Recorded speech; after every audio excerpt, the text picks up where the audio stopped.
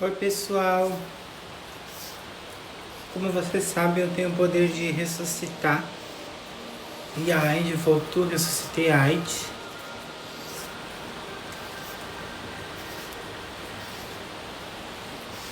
Fiz uma magia muito poderosa e ela voltou. E a Ala tá aqui. Coisas que só Cicano sabe fazer.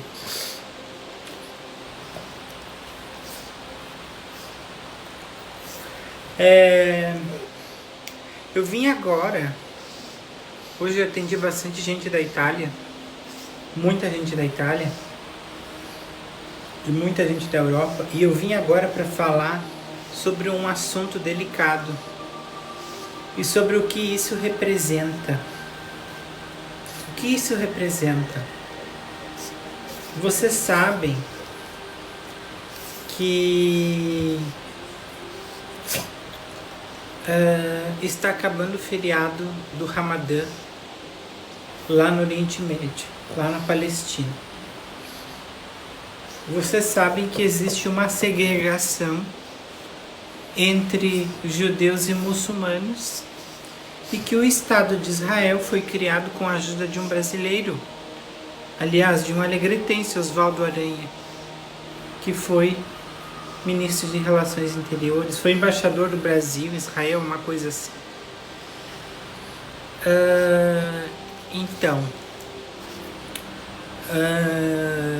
Tudo isso que está acontecendo lá em Israel, Israel inteira foi imunizada, levou o piquezinho da abelha. E um dos lugares aonde aconteceu na Mesquita Al-Aqsa. Para quem não sabe, a Mesquita Al-Aqsa, aonde está a Mesquita Al-Aqsa, é o local aonde ficava o Templo de Salomão. O tabernáculo da Arca da Aliança, a aliança de Deus com os hebreus, o lugar aonde Jesus derrubou os mercadores. E nesse momento que está acontecendo em Israel, reflete diretamente na minha vida e na tua vida. Porque a cidade de Jerusalém sempre esteve ligada a acontecimentos mundiais. A cidade de Jerusalém foi fundada por um membro da grande fraternidade branca que se chama Melquisedeque. O profeta Jacó-Iago esteve em Jerusalém. O profeta Jó, o profeta Abraão, vários profetas estiveram em Jerusalém. Agora, o que eu quero dizer para vocês, o que é interessante que eu quero falar para vocês, é que esses confrontos entre os palestinos e os israelitas, eles estão sendo intensos. Foi derramado sangue árabe na mesquita de Al-Aqsa. Porque o que os sionistas querem? Os sionistas, o que eles querem? Eles querem construir o terceiro templo de Salomão. Isso são profecias. E essa capa escura, eles querem construir o terceiro templo de Salomão. E quando o terceiro templo de Salomão for construído, o anticristo, que já é, que são 8 anticristos, um dos principais anticristos vai se manifestar no Templo de Jerusalém. Então, as profecias judaico-cristãs e islâmicas falam nisso. E nesses últimos dias do feriado do Ramadã, o que a gente teve lá em Jerusalém? A gente teve briga e expulsão de palestinos que estavam visitando o Domo Dourado, a Mesquita de Al-Aqsa. O Templo de Salomão fica Os restos do templo ficam abaixo da mesquita do Domo Dourado, da mesquita de Al-Aqsa. Quem conhece Jerusalém sabe disso. E Jerusalém, ela foi dividida entre o bairro cristão, o bairro judeu e o bairro muçulmano. E o que aconteceu hoje? Hoje, os árabes que vivem os muçulmanos que vivem em Gaza atiraram mísseis contra Israel. Israel tem um sistema antimíssil. E esse sistema antimíssil quase deu PT hoje. Quase deu. Pode se iniciar novamente. Já está se iniciando um grande conflito entre os palestinos e os israelitas, que estão brigando pelo local onde fica o Templo de Salomão, que é sagrado, é o terceiro lugar mais sagrado para o Islã e é um lugar mais sagrado para os judeus. Mas só o muro do lado, que é o Muro das Lamentações, que são os resquícios do Templo de Salomão, tem acesso. Quem estuda magia sabe que Salomão, ele foi para o lado obscuro e ele se envolveu com magia goécia. Existem 72 demônios e 72 anjos. E Salomão se corrompeu a sua aliança com Deus e foi punido, e por isso Deus permitiu a destruição do templo. Mas por muito tempo, o tabernáculo, a Arca da Aliança foram local de Deus. Só que esse local ele já não é um local de Deus, ele é um local profanado. O local de Deus está na natureza pura, ímpia e não poluída. E a atenção vai para todos os lugares que são poluídos. Todos os mares, lagos, florestas, cidades, aonde houver poluição, seja ele como você chama, Jeová, Jafé, Alá, Yoshua, ele irá cobrar. Ele irá cobrar, porque estão poluindo e despurificando o que é mais sagrado no mundo, que é a natureza. Se Salomão lá na Bíblia conta, ele profanou o templo, cultuando entidades e deuses babilônicos. Deus tirou toda a graça que ele tinha colocado lá, porque lá no livro de Macabeus 2 fala que Deus, quando Nicodemos tentou invadir, no período helênico lá de dominação de Israel, ele andou um cavalo alado e um anjo, mais 2, com lanças para expulsar o general de Nicodemos de lá, de dentro do templo, onde estavam todas as riquezas de Jerusalém. E Jerusalém já foi de Saladino, que foi um pachar, foi um general, um príncipe árabe, e depois voltou aos judeus, né? Depois da Segunda Guerra, expulsaram os palestinos e Israel se tornou, né? Os judeus voltaram para lá. A Alemanha paga altíssimas taxas aos descendentes dos mortos na Segunda Guerra. Só que o povo judeu, eles não aceitam Jesus. Jesus para eles é apenas um profeta, assim como para os muçulmanos. Eles não têm a concepção da cristandade. E isso ficou marcado lá com o rei Salomão, que praticou atos de magia negra. Então, até antes do rei Salomão, a gente pode sentir que até ali o rei Davi, acho que rei Davi era filho, né, de Salomão. Nós tivemos Atos, né? Ou Salomão era filho de rei Davi. Agora eu não me recordo. Eu leio muito a Bíblia, mas são muitas informações. Davi foi honroso a Deus. Davi, Jacó, Abraão errou ao expulsar Ismael, assim surge o povo árabe, né? Aliás, foi a mulher de Abraão que expulsou seu filho pequeno de casa com a escrava egípcia Agar. Então ali na Bíblia ela nos conta toda a descendência, né? Toda a descendência de Deus, toda a descendência, todos os aspectos. Então eu gostaria de dizer a vocês que o que está acontecendo em Israel nesse momento vai refletir drasticamente em nossas vidas. Porque palestinos estão sendo massacrados em um lugar que é sagrado para eles e que anteriormente foi para os judeus.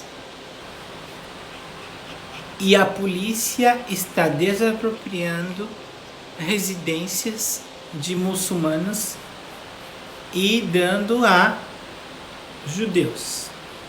Então é muito sério isso que está acontecendo em Jerusalém.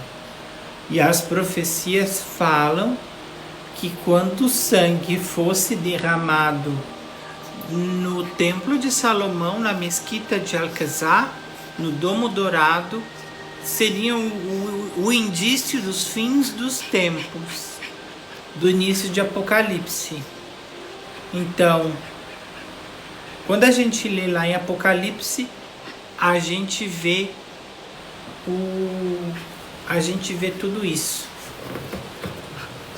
Lá no livro de Apocalipse fala sobre isso. Eu vou pegar a Bíblia. E eu quero fazer umas observações com vocês, tá? De Jó. Do livro de Jó, de 1 a 9, para que vocês leiam. Que Jó foi testado, que eu já expliquei que Deus falou a Satã que Jó tinha tudo, Jó era rico, e Satã fez com que Jó perdesse tudo e fosse um pobre doente.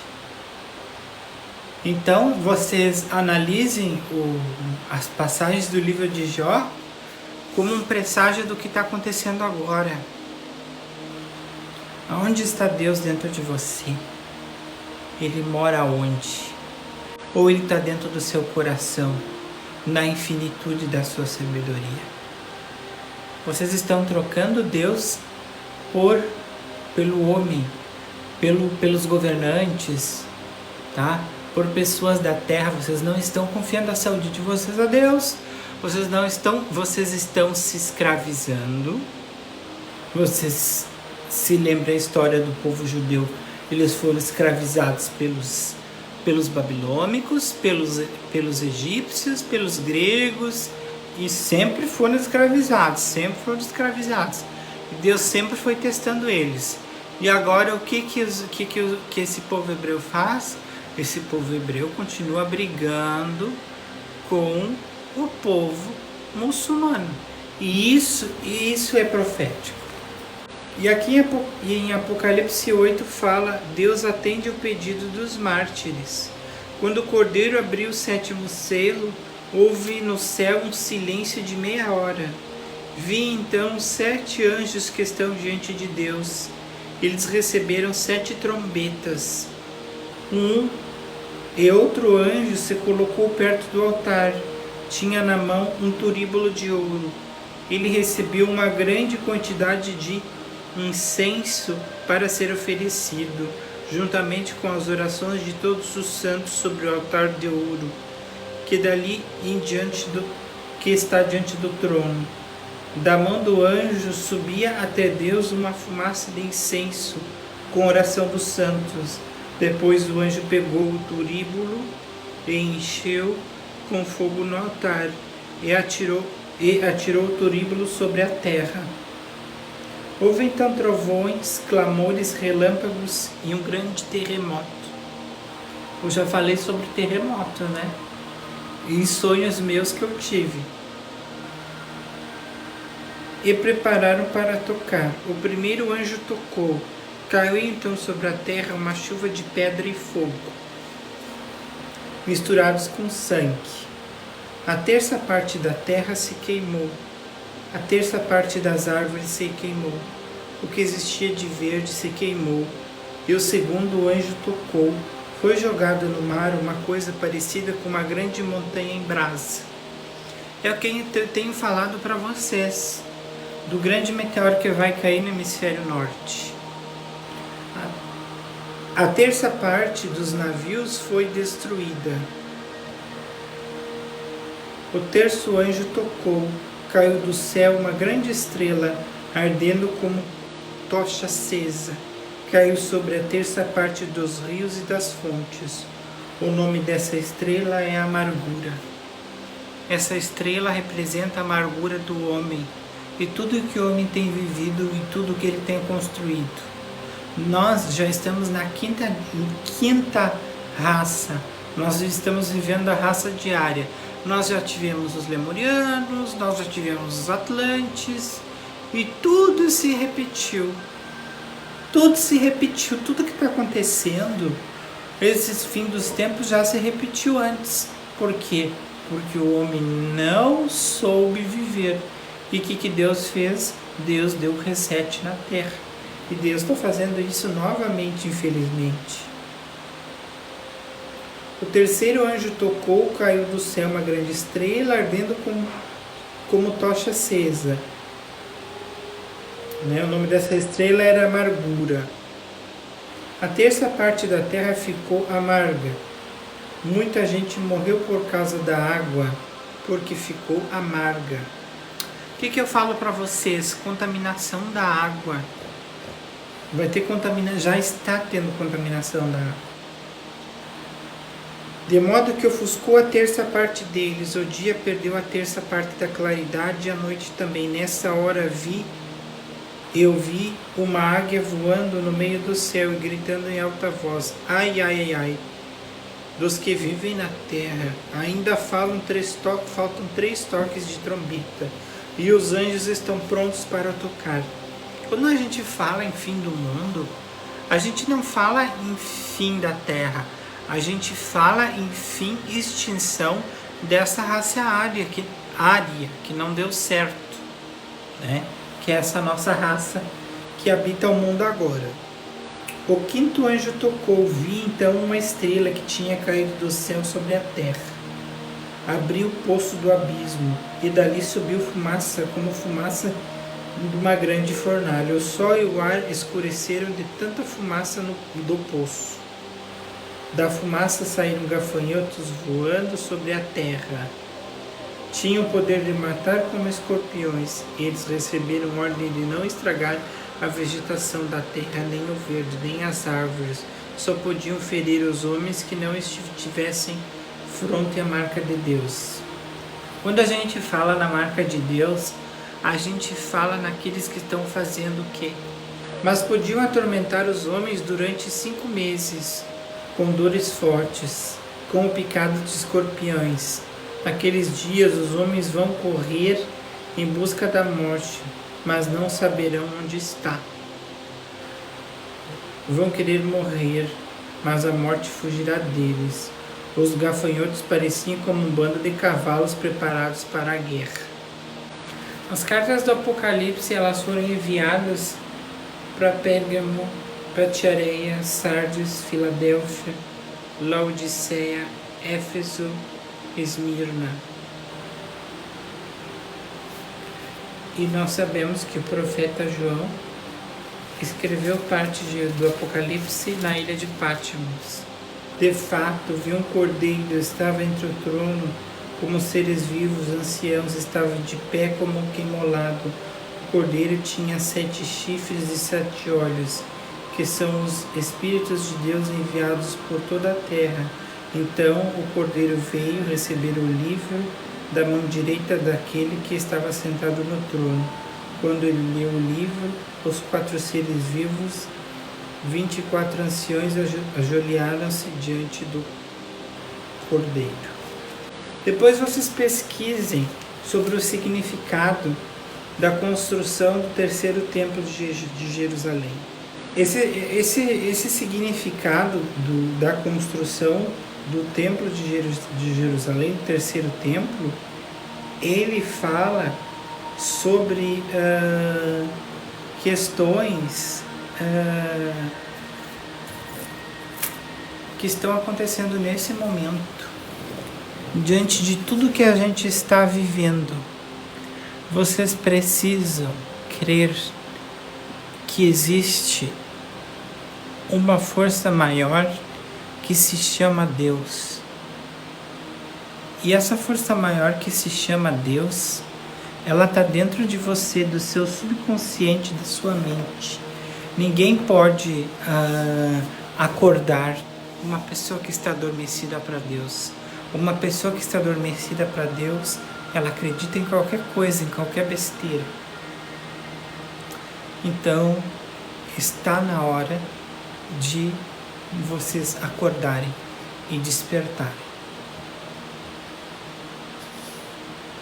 A guerra aqui na Terra está apenas começando.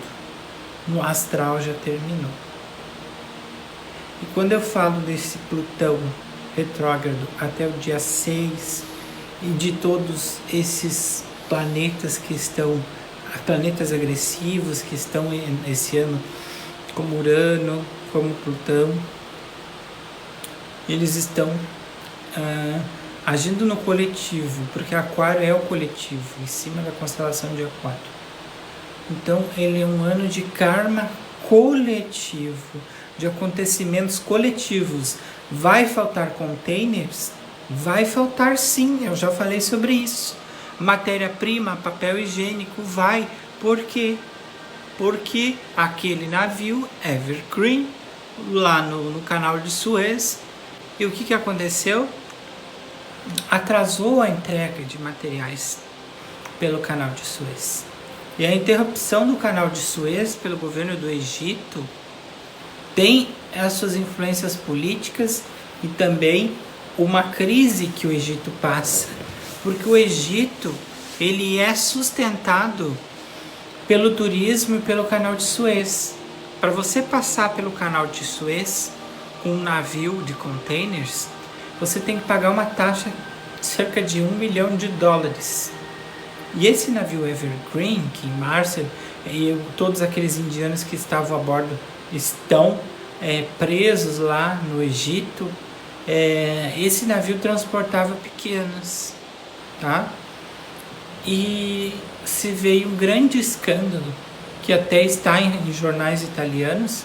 Vocês podem pesquisar sobre o Evergreen e sobre os escândalos. Então, esse navio atrasou a entrega de diversos produtos que vinham da China, e navios que vinham pela China ou que entregavam pela Europa mercadorias. E o Egito está vivendo nesse momento uma crise econômica. Eles estão construindo uma nova capital e eles estão gastando dinheiro que está sendo investido pela China.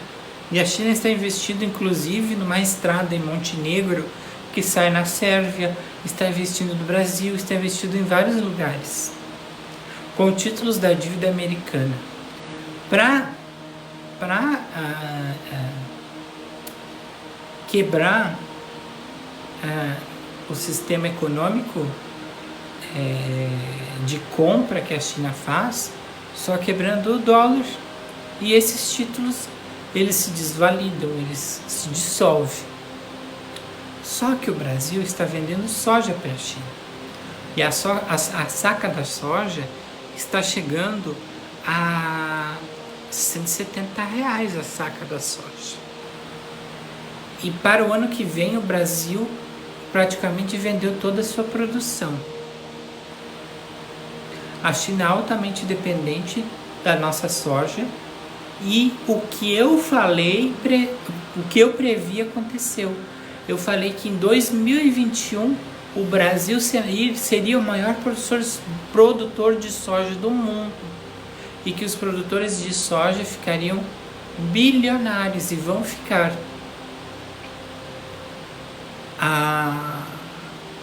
O Brasil hoje é o maior produtor de soja do mundo. Então, quando a gente fala em economia do Brasil, a gente tem que separar a agroindústria do comércio. O comércio está falido, mas a agroindústria, o setor de commodities, ele é um setor essencial do nosso país e ele é o setor que move o nosso país. O setor de comércio e serviços, ele não move o nosso país. Ele move pelo turismo lá no Nordeste, algumas regiões aqui do Sul. Mas mesmo assim, em tempos de pandemia, Gramado não parou. Florianópolis não parou. O Rio de Janeiro não parou. Então vocês não acreditem em tudo que estão falando. O uso da capinha nos Estados Unidos o desuso já está liberado. Tudo que vocês vão ver agora de sanções da capinha, do bichinho da goiaba, do pique-pique, são jogos políticos, porque eles estão numa corrida eleitoral para 2022. Mas esse fator da pandemia, ele não vai quebrar o sistema econômico, porque o nosso setor agrícola só cresceu. O mercado da soja só cresceu no Brasil. O algodão na Índia, que é produzido por famílias, é agricultura familiar, a Índia sabotou a Monsanto, que queria produzir um algodão altamente produtível transgênico. Não adiantou em nada, porque aquela seda, aquele chifão, aqueles tecidos que são produzidos na Índia, eles são produzidos há milênios. E há milênios existem famílias na Índia que plantam algodão. Então não é de uma hora para outra, não é uma pandemia que vai desestabilizar o mundo por todo. Eles podem mudar o meio social, eles podem tentar implantar sanções contra a sua liberdade, mas aí vai de você. Se você quiser continuar vivendo na cidade, você vai ter que se adaptar, ou nós vamos ter um êxodo urbano, como nós tivemos na Idade Média, aonde por causa da peste bubônica, por causa das invasões bárbaras, com a queda do Império Romano, muita gente foi viver em feudos encastelado. Então eu vejo que no futuro é isso, é o encastelamento, é você viver da sua horta, da sua criação de galinhas, de porco, etc., ter a sua fonte de água e fazer o seu encastelamento. É por isso que eu falo na criação do nosso templo de Jacó e falo na criação da nossa comunidade agrícola autossustentável. E é esse projeto que eu quero para vocês, para todos vocês que são meus seguidores. Então nós precisamos de ajudas de grandes produtores rurais, de grandes empresários que estejam dispostos a isso, para que a gente possa criar a nossa comunidade agrossustentável. Os Amish já fazem isso nos Estados Unidos, os menonitas, mas eles são cristãos radicais. Nós não somos cristãos radicais, nós somos universalistas, espiritualistas religiosos. Então, essa é uma vantagem. Quem quiser me ajudar a construir essa comunidade agrícola e o Templo de Jacó, é um chamado. É um chamado que nós estamos fazendo, porque o sistema social urbano vai se desfalecer e nós precisamos criar um novo sistema social. E as Valras, que é um sistema social autossustentável, que vem da minha origem cósmica pleidiana, fala sobre isso, sobre o modo que os elfos viviam lá na Cordilheira de Orquidedain. Porque quando os elfos viviam em Orquidedain, no meu planeta de origem, eles viviam de um modo social autossustentável.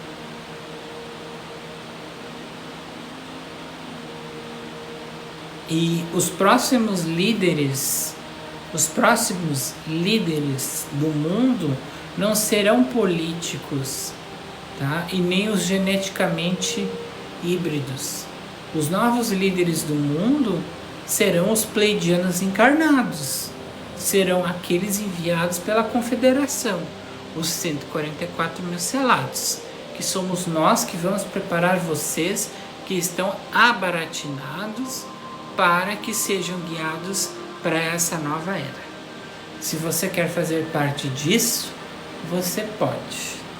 E nós estamos em nossas consultas orientando vocês sobre tudo de melhor que vocês podem ter na vida de vocês.